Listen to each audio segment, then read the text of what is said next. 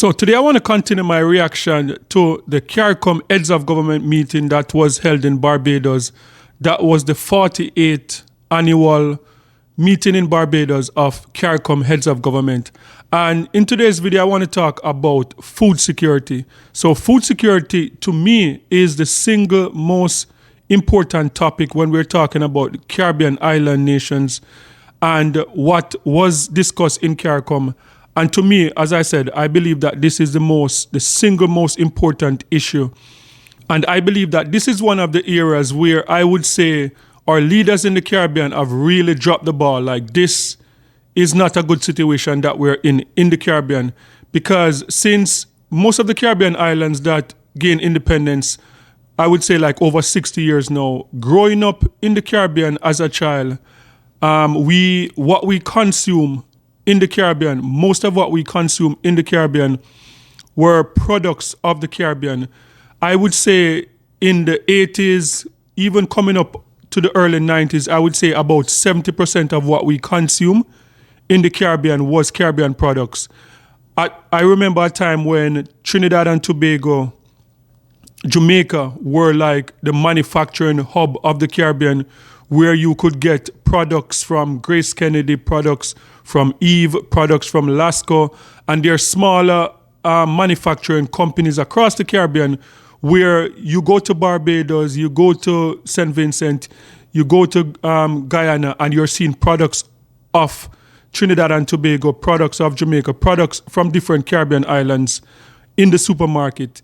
In 2025, it is not the same.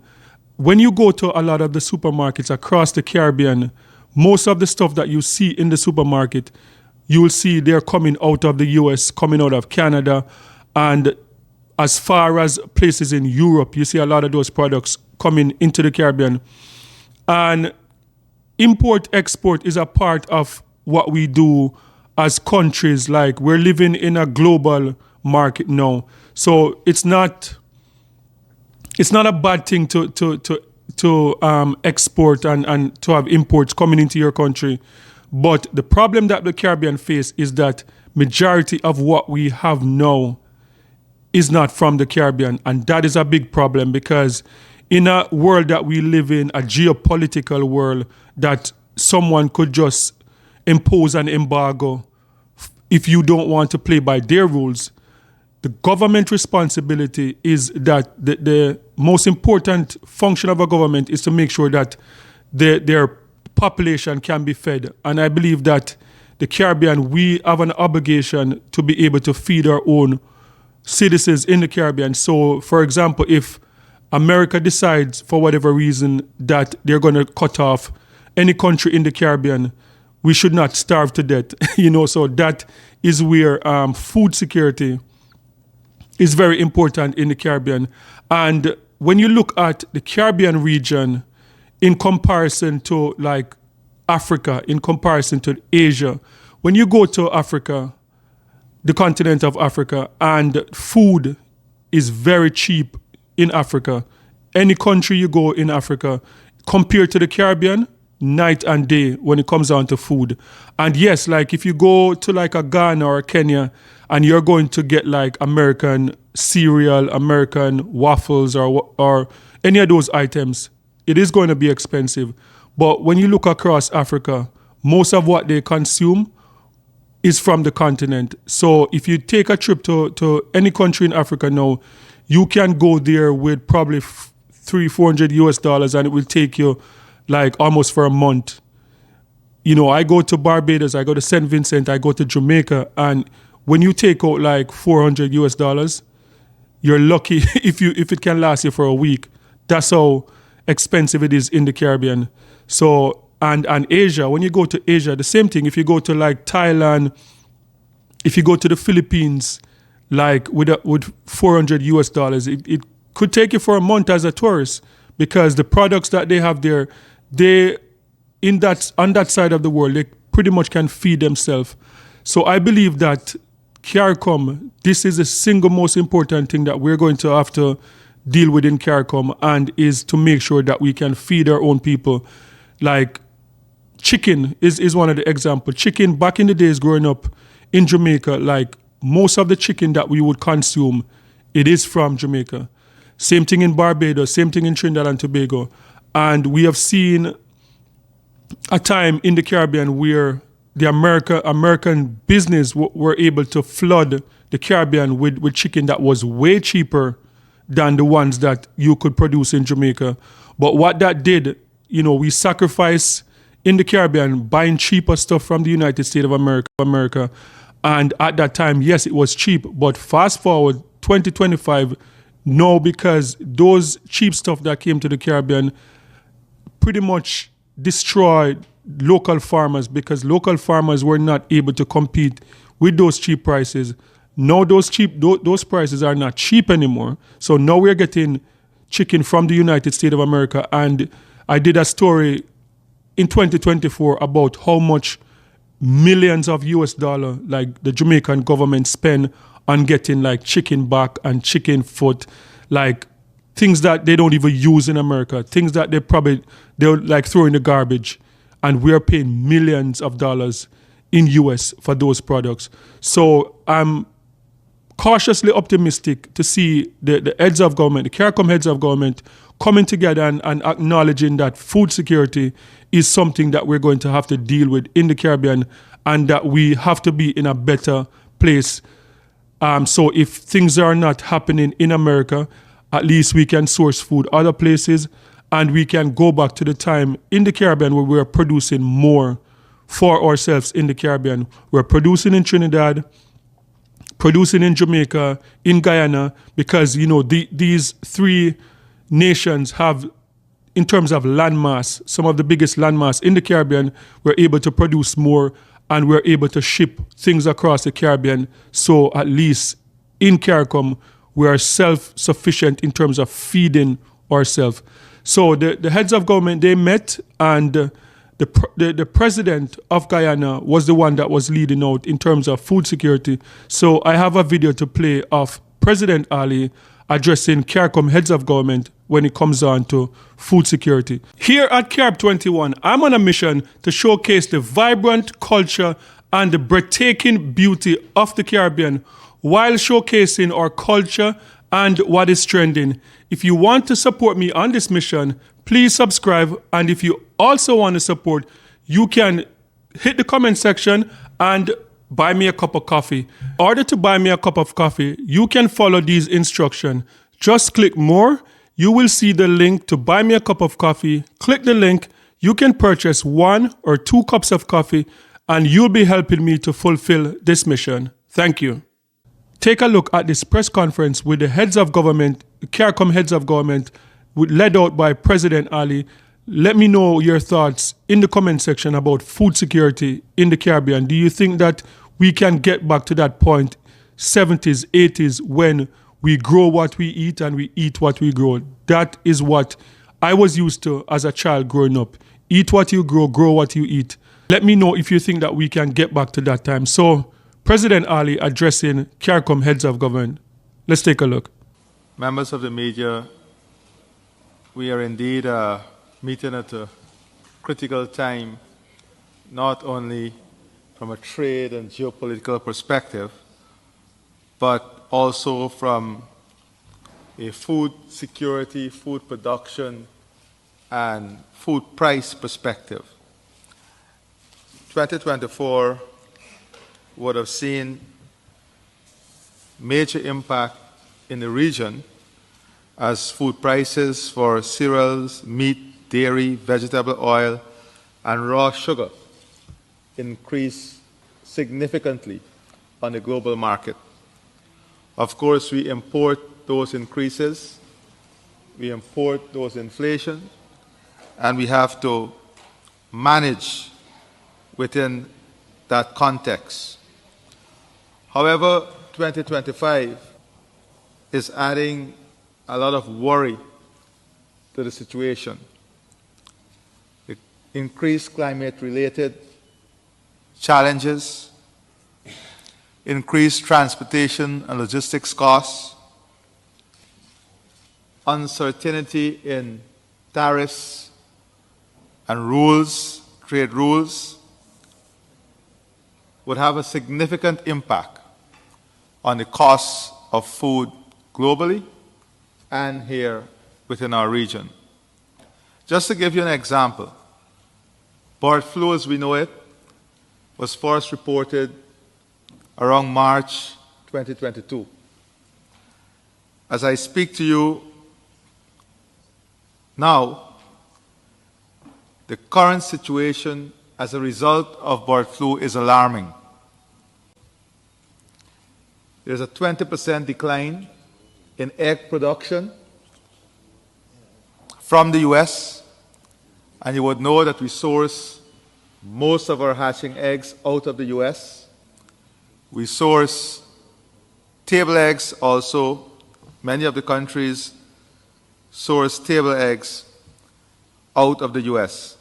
For a matter of fact, in some regions, when you look at the year-on-year increase in the cost of eggs since the first reported case of bird flu, it is 70% increase.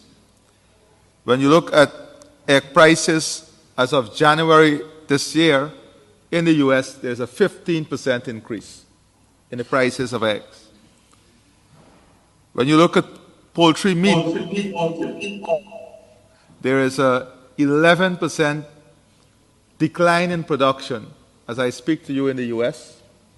And as you know, the US occupy about close to 30% of global market share in terms of poultry meat.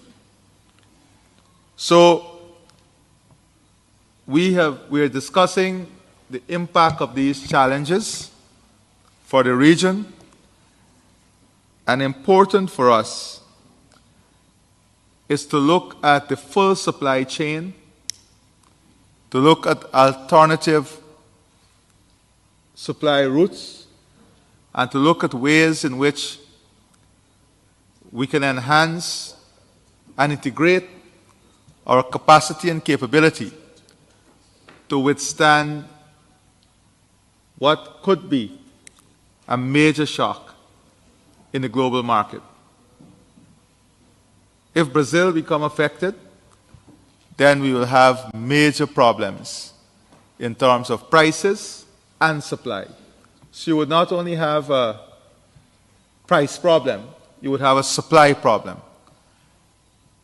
These are the challenges that we will face in the first, at least in the first half of this year. And we must be able to plan a strategy that would allow us to withstand these challenges. In relation to our 25 by 2025 program, as you know, this program was crafted during COVID, just before COVID, during COVID. And since then, we have made significant progress. If you look at from 2022 to the end of October, November 2024, we would have had about a 24% increase in food production across the region. We would have had major investments in infrastructure to support food production, whether it's cold storage, farm-to-market access road, solar drying facility, loan approvals, establishment of dairy facilities. We have seen significant increase in private sector investment and lending in the agriculture sector and the food production chain within the region. However, given the current situation, we have established a holistic framework through which the industry and the food system must be built to ensure resilience, sustainability, and competitiveness. We also want to build a food system which encourages young people and women to participate.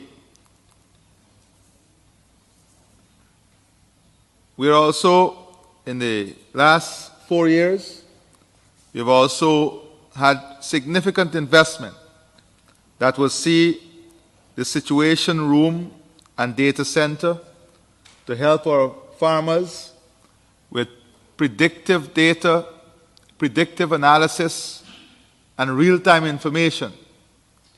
That investment, which includes a center of excellence, is currently on the way. Investment in a regional food hub and developing a platform through which we have technical support across the region would have already started. In addition to these issues, the chair would have asked for a number of projects to be developed so that we can pursue financing, projects that would achieve the resilience and sustainability and competitiveness of the food production system and agriculture in the region. And with the Inter-American Institute for Cooperation in Agriculture, we have identified 6 projects that we're going to pursue. Building capacity for Caribbean agriculture extension services. And the goal of this project would be to monetize extension services to boost productivity, competitiveness, resilience, and rural employment in CARICOM countries. The second project will be enhancing adaptive capacity of coastal communities, agro-marine system. The goal is to strengthen coastal community resilience to climate change through integrated agro-marine value chain. The third project is the establishment of a digital fabrication lab, which is the Fab Lab. The goal is to promote technological innovation in agriculture and tourism via the Fab Lab to bridge the digital gap. And this project will see the building, equipping, and management of a Fab Lab, emphasizing youth and women capacity building for tech-based solution in food production and agriculture, heavy focus on agro-processors, public-private partnership, women, youth. The fourth project is diversifying the Caribbean fruit crop industry. The goal is to develop a sustainable fruit crop subsector to enhance food security through structural production models and value-added products. The key action would be to establish a germplasm bank, promote precision agriculture, and foster public-private partnership. The fifth project is a bioeconomic model in organic waste management, and this would be to strengthen the Caribbean economies through innovative waste management and bioproduct generation. Finally, improving water security and climate resilience. The goal is to enhance water security for smallholder farmers, mitigating climate-related risk to food and nutrition security. And that is, in summary, the projects that we must pursue to achieve the objectives of sustainability, resilience, and competitiveness. So as a result of this holistic approach, we will now be expanding the focus to achieving not only food security, but resilience, sustainability, and enhanced technology with greater participation among women and youth by 2030. So we are adding some additional goals. We are successful in expanding production, notwithstanding hurricanes, storms, floods, all of which destroyed production and our productive capacity.